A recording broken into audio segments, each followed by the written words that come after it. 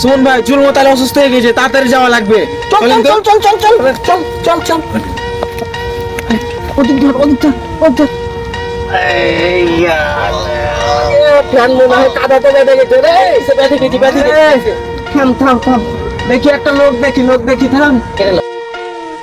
একা তো দুজনাতে তো পারছি না, একটা তো লোক লাগবে রে।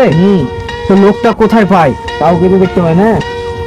এই পাইছে পুটকি চুলকা। কি বলছিস আমাকে? আসছে থাম। হ্যাঁ কি বলছিস বল। দাদা আমার একজন লোক অসুস্থ দাদা, তো দুধ না মেলে নৌকাটা ঠেলতে পারছি না, একটু ঠেলা দাও তো দাদা। আমি তো এগুলার দিকে জোর রাখবি, জোর কিছু পারি আর না পারি এগুলা দিয়ে পারি ভালো। ধন্যবাদ দাদা, ধন্যবাদ।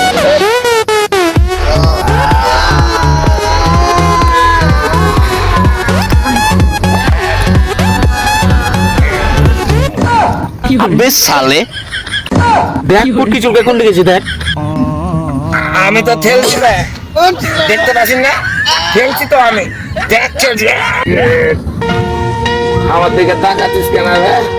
আমি তো ঠেলছি, দেখ। এই মদনকে লিয়া কাম হবে না রে, অন্য কাউকে দেখতে হবে। আবে যা যা পুটকি চুলকা বাড়ি যা যা বাড়ি যা। তোদের চেয়ে বেশি ঠেলছিলাম, মানুষের উপকার করতে নাই এই কারণে। যা ঠেলবো না, তুই পারলে নিজে ঠেলগা, নাহলে ভুল ধরে বেড়াবে। আল্লাহ মানুষের উপকার করবে, এত কষ্ট করে ঠেলা যা হয় কি অবস্থা।